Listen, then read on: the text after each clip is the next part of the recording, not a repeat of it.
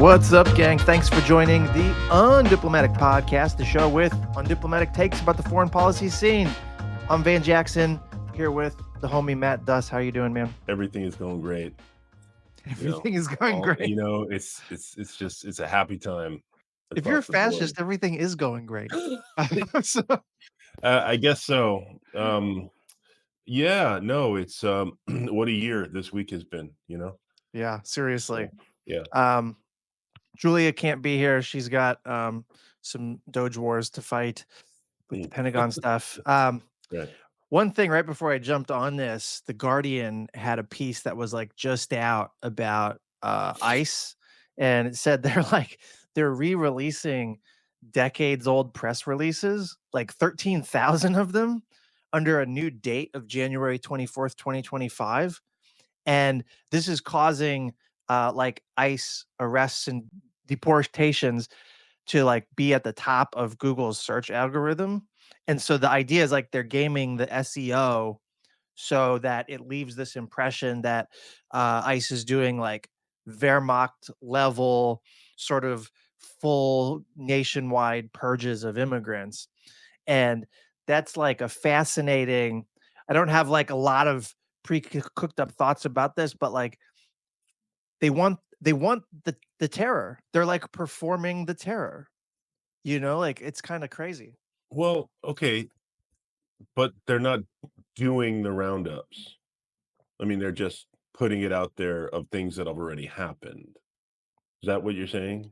Well, they are doing roundups. Yeah, I mean, They're yes, just they not are. Yeah, doing it no. They're not. They're yeah. not doing it at this pace. They're trying to amplify Yes. the Okay. terror of what they're doing, even beyond what they're Right. doing, which is kind of like, Or perhaps they're trying to create the impression for their base that they're doing more than they're doing. that's interesting. I saw a bunch of like MAGA type accounts sending this news around as an excuse to escalate the immigration raids, as in like ICE is not doing enough, which is a terrible direction to Yeah. take it in, obviously, but keep an eye on Well, that. I feel great already after this opening. Yeah. So we haven't even gotten to the news. So there was one thing just to plug the Asia beat for a minute amidst all the other, slides into tyranny. Mhm. They're like so Bongbong Marcos is the Philippines president. He's son of the kleptocrat Ferdinand Marcos. He's a China hawk. He's pro-US. But last week he kind of fell off the news site, or nope, it got no attention. But like he proposed that he would get rid of US missiles, intermediate range missiles on his territory if China would halt its territorial claims, halt its harassment of Philippine fishermen, and then halt confrontations at sea just in general. And that's a virtuous cycle that is possible here between like military restraint and peace and sort of cooperative relations. And so it's like a cooperation spiral is just as feasible as a conflict spiral in theory. And if you're the Philippines, your primary goal should be security, where you're kind of agnostic about how to go about it, right? And then like it's just what's most effective. And the way to get security that says like we get rid of US intermediate range missiles which have not helped us in any way, and then China stops harassing our fishermen, it's like a win-win, you know? Mm. Will it happen? I mean, I doubt Marco Rubio and Pete Hegseth are going to let it happen, and that there's a test. But it is this example of like an anti-militarist foreign policy. What could that actually look like in a place like Asia? Well, Yeah. here's an example of that kind of possibility if we wanted it. Wow. Interesting. Um, I don't have anything to add, but I will note that my personal connection to this is that I actually lived in the Philippines for a year under the kleptocrat Ferdinand Marcos. Oh, I feel like I You know? vaguely remember that. Yes. So and the way it personally impacted me is that I arrived in the Philippines in June of 1983 to the news that Ferdinand Marcos, and this is how bad he was. He was bad, but he also outlawed video games What a because they dick. were contributing to truancy. And this, I mean, this is like I'm an 11-year-old kid Like, this is the height of, like, video game arcade mania, and I was like, "He did wiggity what?" That's how you went people power from that moment Yeah, on. no, I that was my radicalizing moment. That was my political awakening. Uh, I was like, "This man cannot be allowed to hold power." Yeah. that's a fun So, story. yeah. Um, all right. Um, Next up, there's a short clip I wanna show from a Palantir meeting with employees, which is well, I'll save the commentary for just 1 second here. We're doing it. We're doing it. And I'm sure you're enjoying this as much as I am. Let's not talk to analysts about the burden of being right, our burdens of investing in ontology, our burdens of actually looking at the math, the burden of reading what the rule of 40 is, the burden of being honest about what an enterprise software company is, or the burden of explaining to your friends that you're really happy. Maybe we should just stop talking about it. I'm very happy to have you along for the journey, and you are partners for us. Every Palantirian, we are crushing it. Everyone else who's listening, uh, we are dedicating our company. We've dedicated our company to the service of the West and the United States of America, and we're super proud of the role we play, especially in places we can't talk about. And we love our success in the U.S. and globally. Also, we are doing in the United Kingdom and many other places. Palantir is here to disrupt and make the institutions we partner with the very best in the world, and when it's necessary, to scare enemies and on occasion kill them. And we hope you're in favor of that. We hope you're enjoying being a partner. That was not a satire.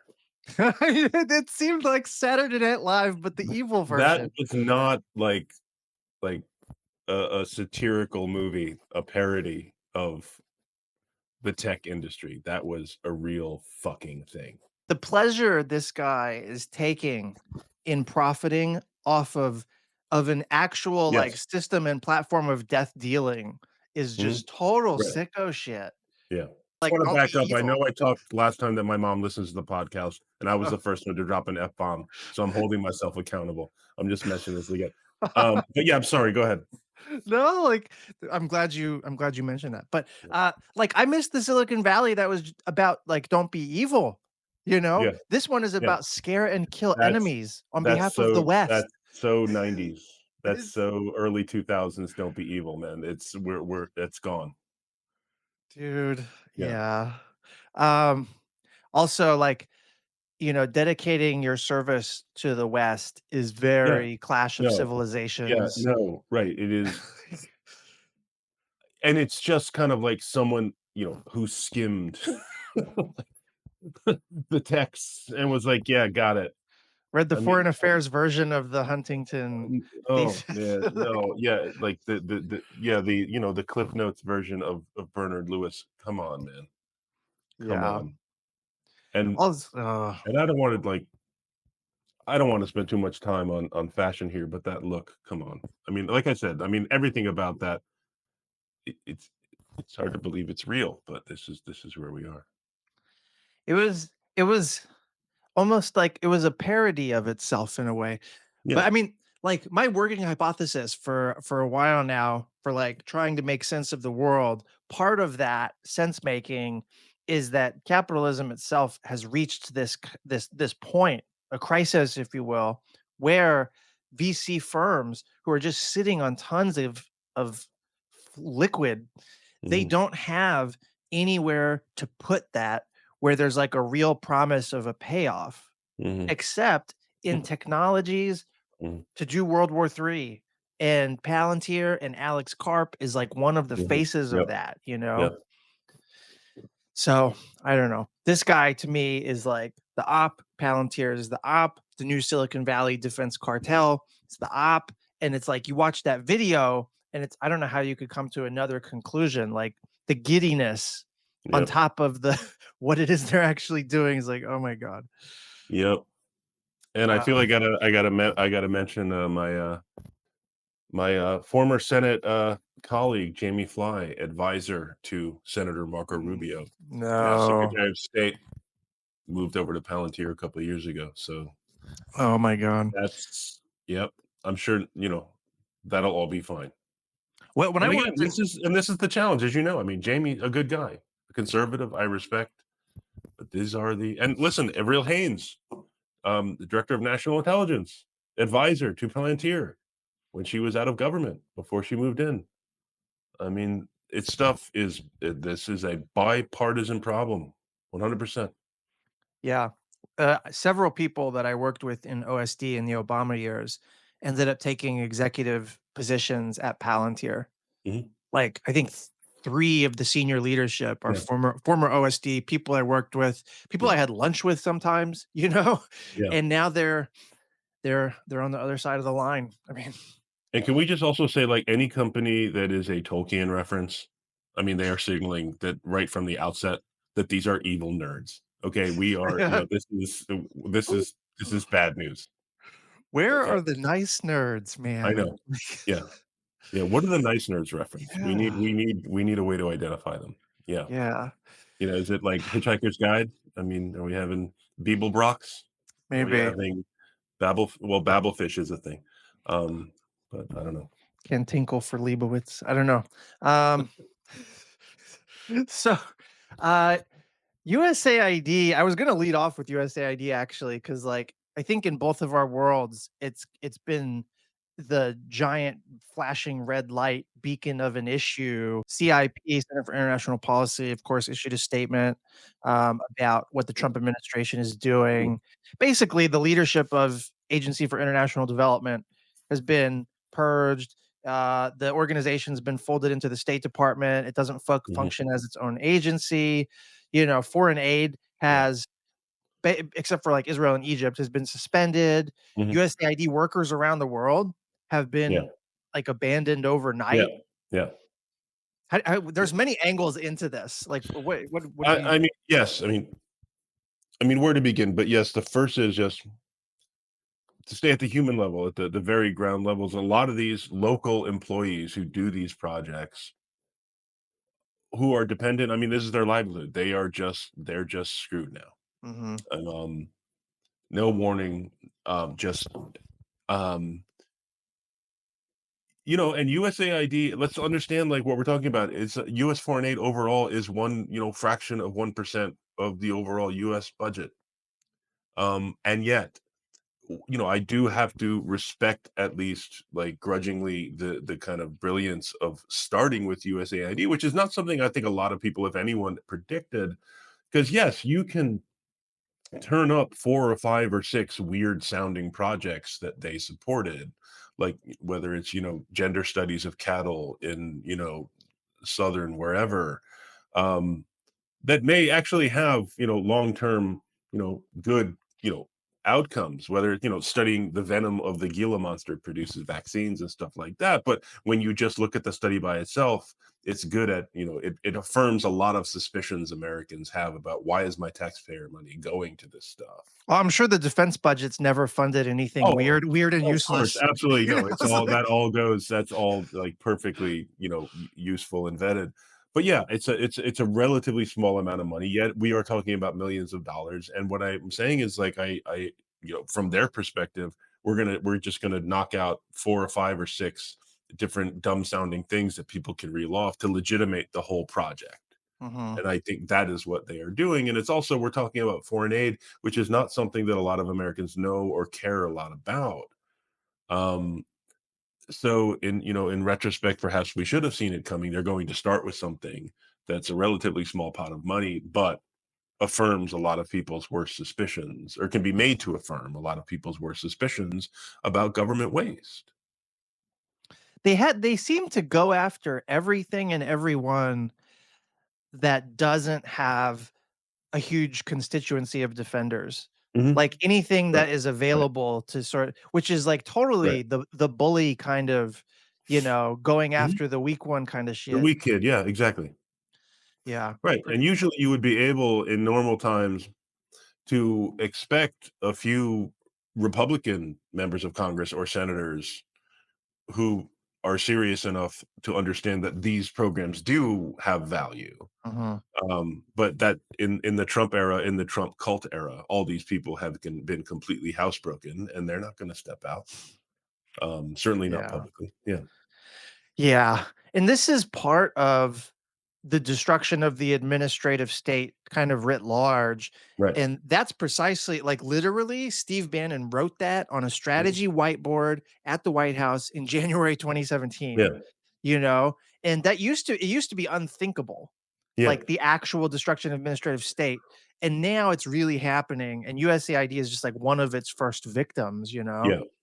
Well, no, I think this is, I mean, there's this great book called Democracy in Chains by Nancy McLean. I highly Hmm. recommend it, where she talks about this strain. I mean, this goes back a long time in American politics, um, back to John Calhoun, this basic idea, and this is what the Koch brothers have been a part of as well. It's like this idea that real liberty requires protecting wealth from democracy. That's a Yeah. definition of liberty. Hmm. Um, so, it's good to have, this idea of democracy for the masses, but real freedom, real liberty requires restricting democracy, restricting the majority from imposing its will on those of us with great wealth. And that is very much the project here. Because as you said, like they're starting with a weak kid, but we know what their ultimate goal is. But they're legitimizing that project, I think, very effectively by Hmm. starting with USAID. Yeah. Yeah. You know, Senator Chris Murphy, he he's been on this in ways that are like good and critiquable at the same Mhm. time. But he did this Instagram live thing, and the vibe of it was very like, "Hello, fellow humans. I'm having a nice alcoholic beverage." I think he called it an alcoholic beverage. Um, It's been a very long, long day today, full of a lot of bullshit, a lot of threats to democracy. So I poured myself a drink. It's pink. It's pink. It's vodka and grapefruit juice, which I guess some people call a Greyhound. But I definitely needed a drink after today. and it was like hilarious in the sort of stiffness of it, and weirdly the stiffness of it probably is authentic to him. Like I think that was like I think he was like showing his real self, which is what you want, but his real self sort of came off on this vibe that was like it was kind of funny or like parodiable. But he said in that same Instagram live, like he did there was like a slip in of like, oh, China's under our bed and that's why we have to fund this agency, which is like not the way. No. But he also called the sort of root cause problem of it as like this is part of a larger attack Mhm. by Right. billionaires on the Yeah. rest of us, Yeah. you Yeah. know. Yeah. First, you have the shuttering of USAID. And tonight we are learning that it is about to be vanished into thin air. Second, you've got this theft of our data happening at Treasury. I was over at the Department of Treasury tonight with a bunch of House and Senate colleagues, and it certainly does appear like Elon Musk and his creepy band of 22-year-old henchmen have access to all of our financial information, our tax returns, our Social Security accounts, your Medicaid and Medicare information. This is a catastrophe. The backdrop of all of this is Trump's attempt to just shut down all federal spending, to shut down the entire federal government, and then the court orders that have been issued stopping him from doing that. And I guess I want to make the case tonight that this is all one thing. His announcement tonight that we're going to occupy Gaza is also part of the same thing. The billionaire takeover of government in order to steal from you, to enrich the billionaire class. And it is all part of that same story. Layered on top of that is an assault on democracy and the rule of law. That is intended to take away from all of us the ability to dissent and protest the billionaire theft of our salaries, our Medicare accounts, our paychecks.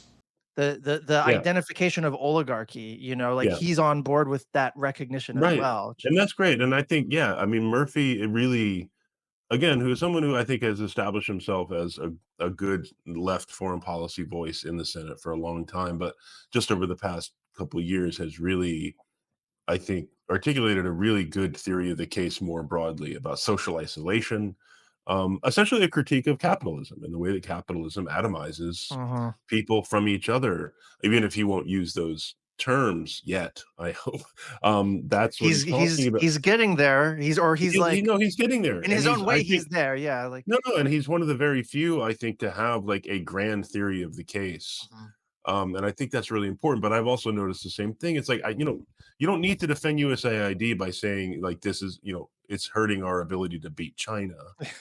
Um, I what you need to say is like, diminishing disease and deprivation makes us all safer. I Yeah. mean, again, from a progressive standpoint, our security is inseparable. And fighting inequality, fighting disease, fighting deprivation, um, helps us all. And yes, there's a national interest argument to make. We should not be afraid to make that. But it's like the zero sum US versus China piece of that just really undermines that. Yeah. That's like Capitol Hill brain stuff. Yeah, Like just stick it with the people, stick with these root cause yeah, identifications. yeah, That's the good shit. This is yeah. yeah. No, Yeah. but but it's like I get it because it's politically attractive. I mean, Democrats, even great Democrats like Chris Murphy, there's something attractive to being able to criticize Republicans from the hawkish right. That is a very That's strong a like yeah, temptation. that's just such a like You losing know, terrain for us. But right. I understand how in the calculations of the hill Yeah, you end up there. yeah. But I don't think China bashing is popular with the public in the way that it is on Capitol Hill. Mhm. And I think that's I important to keep agree. in mind. I agree. Yeah. Rubio ended up issuing a statement saying that like USAID, the life-saving assistance stuff that they do, Mhm. that will continue. But Yeah. his staff confirmed that the agency itself is going to be cut immediately from 14,000 employees to 294 employees Mhm. worldwide, Yeah. 12 total employees in Africa, which, Yeah. as a reminder, is a continent. Okay. Yes. So, you can't Reminder. yeah. Yeah. So you're not actually sustaining the sort of life-saving services that happen under Yeah. the umbrella of USAID if you take away all of its staff functions. You know what I mean? So he's Yeah. just lying. Yeah, and then you also had, as part of that, life sustaining life-saving aid, a lot of these projects and agencies and organizations are required to apply for waivers, Mhm. which is itself a laborious and complicated and confusing process. And when confronted with that fact, his response was like, well, they should be able to figure it out. And if they can't, that's kind of telling us something about them. So it's all, yeah. Man. Well, a lot of civil servants and policy people, not just because of USAID, but they're the tip of the spear here, they're Mm, gonna be out of work. And that's tragic. I mean, they basically just issued like, let's fire the CIA notices or whatever. And that means that a lot of overeducated, pissed off people are going to be out there. And in my lifetime, there has never been a greater opportunity for like a kind of cross class unity, mhm. general strike, Yeah, direct action, all of that shit kind of yeah, working together. Um, yes, the technocratic class is being attacked in the same way that sort of workers are being attacked. And yes, right. there should be a kind of opportunity in that, hopefully. Yes, absolutely. I mean, that's the Yeah. story of a lot of uprisings right there. Yeah. Yeah. That's a good way to put it. All right. Onto a rosier, I mean, what a rosier, a much worse issue, even much more worrying issue, which is Trump's plans for Gaza. I have a short clip to catch us up, Hmm. and then I want your thoughts. New for you this morning, President Trump has taken to Truth Social just a few minutes ago to emphasize he means what he said when it comes to a U.S. plan for a takeover of Gaza. He wrote, the enclave will be handed over to the U.S. by Israel once fighting has stopped, and that the Palestinians in Gaza, he says, will be resettled in what he calls far safer and more beautiful communities in the region. President Trump also claimed no U.S. troops would be needed to facilitate this plan. Now, the president's plan to have the U.S. take over the enclave, it sparked outrage from U.S. allies and adversaries around the world. Our Chris Livesay brings us more now from Tel Aviv. Well, Israelis and Palestinians alike are still picking their jaws up from the floor over Trump's vision to turn the Gaza Strip, as he put it, into the Riviera of the Middle East and to resettle the people who live there. Now, it sounds simple on paper. Gaza is destroyed, so to rebuild it, move the people. But in practice, they number more than 2 million, with memories of past displacements. Israel's defense minister has praised Trump's once unthinkable proposal, while emphasizing that Gazans should be allowed to leave voluntarily, with exit options by land, sea, and air, under a plan he instructed the military to draft. Average Israelis, still traumatized by the Hamas terror attack of October 7th, aren't quick to dismiss the proposal. Today, Hamas still holds 79 hostages. How Trump's vision for Gaza impacts their fate and the ceasefire is a question, like many, that haunts Israelis. Now, families of hostages, like most Israelis we spoke to, are torn. They credit President Trump for pushing the release of the hostages in the latest ceasefire, but worry how Hamas will respond. The first anchor there did not mention like Trump's dig at Schumer. The Palestinians, people like Chuck Schumer, which is just like just I mean, Well, the whole uh, story only was from the Israeli standpoint, basically. Like they didn't even mention oh Palestinians except for how might Hamas respond. yeah, yeah. Right, Hamas and with Chuck no Schumer. mention that, no, oh, by the way, this is a crime against humanity. Just make sure everyone's clear, which I mean, I think everyone should be clear about. Um, I mean, I don't know what more to say. I mean, this is offensive in so many ways. Um, it's the idea that U.S. troops would be sent. It's not going to happen. Moving 2 million Palestinians out of Gaza, I guess if Trump really leaned into it and pressed and used every tool of pressure, but that would require applying so much time and energy and capital to this one project. Could he pull it off if he really obsessively wanted to? Probably, at great cost, not only human but also diplomatic and political. But the problem here is, one, what are the things we're not talking about? We're not talking about moving from phase 1 to 2 to 3 of the ceasefire in Yeah, where Gaza, was the which is ceasefire and all of that's right. this? Where was all that? Um, in some ways, and I think it's a lot of people don't want to acknowledge this, but the spectacle of a US president and an Israeli prime minister standing there presuming to determine the fate of millions of Palestinians without any Palestinians in the room represents, unfortunately, a lot of continuity in American foreign policy. This is how we've handled this region essentially for a long time. But I want to finish this, maybe surprisingly, with something good that Trump said. Yes, Gaza is beautiful. Like, Gaza could be and should be rebuilt, but for and with the Palestinians who live there. I mean, that's a lot of jobs, Mhm. clearing the rubble, building new buildings, building a Trump casino and golf course, there by the beach. That's a big project. So this is the part I want to focus on, but leave out the ethnic cleansing, mass atrocity, crime against humanity piece of it, and focus on that rebuild.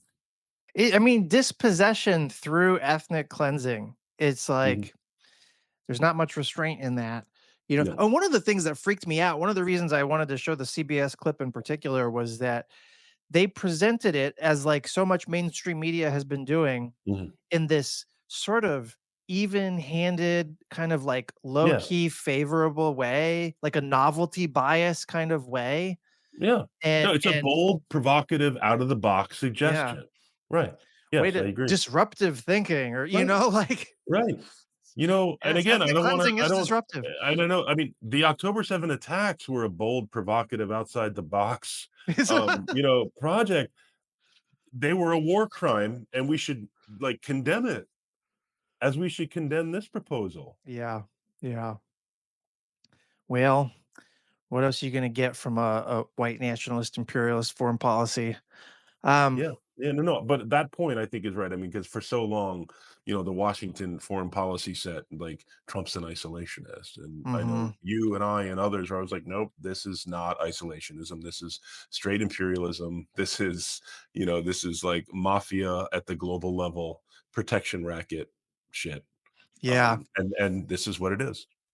I'm super worried that this is setting up, not only is this creating a new horizon for, like, the horizon of what's possible or whatever, like the visionary thing for reactionaries and for, far right elements in America and in Israel.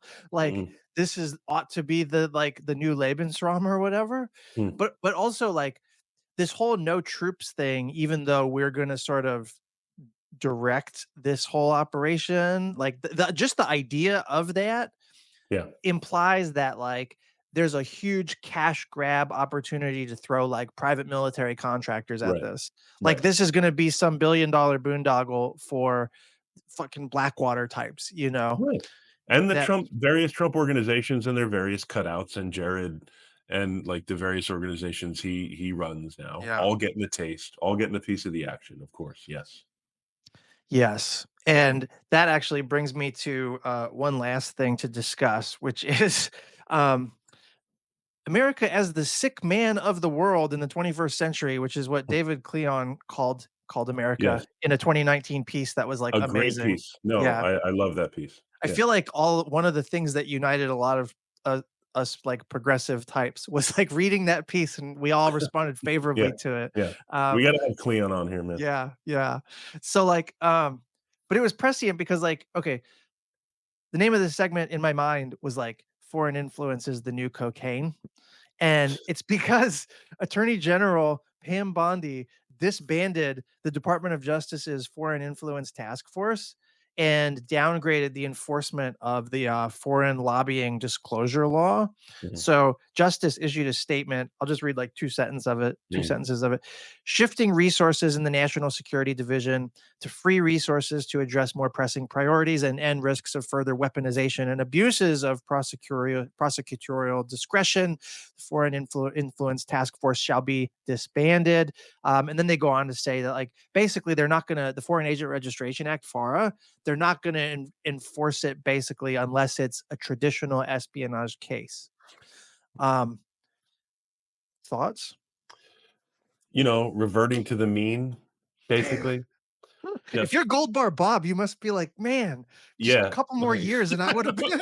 I should have held out. I should have. No, but yeah, again, it's reverting to the mean. It's just like this, and I don't know what else to say. I mean, it's not even like under the Biden administration. I mean, over the past few years, yeah, okay, there's been slightly more attention. There have been a few small loopholes closed in the Swiss cheese that is like FARA enforcement and all this Mhm. stuff, but it's still pathetic. Yeah. It is now back to the mean of being absolutely ridiculous and meaningless. Yeah. Yeah. I mean, this is pretty bad. The silver lining in a way is that foreign influence and foreign interference has mostly been, like, in the past couple years, this bureaucratic sort of shibboleth for, like, anti-Chinaism. Mhm. And so, like, this whole surveillance and coercion architecture Mhm. that the national security state has been Yeah. wielding, they've been doing it under slogans like foreign influence. Yeah. And that has purely been Yeah. this, like, cynical move to Yeah. consolidate state power and heighten nationalism, and Right. all of that Right. is a problem. Yeah. But obviously, that's not why Yeah. this is being disbanded. It's because Trump's personal interests don't want to Yeah. get ensnared in the Justice Department. That's right. And yeah, right. I mean, they want to make it an open market, for corruption. That's how they want this all to work. This is their due. Yeah. Yeah. So it's like white collar crime Yeah. is going to be the new cocaine. Hmm. Technically illegal, but not really, as Yeah. long as you're a white person doing it, Right. As you long know. as you're not caught on tape Bas- having signed a notarized document, we agree to do corruption. It's all fine. As long as there's no gold bars falling out of Right. your No pocket. stacks of gold bars and stuffed envelopes stuffed with cash. Yeah. All right. Well, maybe we should call it a day there. This was a nice Yep. tight 30. As All hoped right. for. All right, man. Well, take care. I'll see you next week. All right, friend. See you.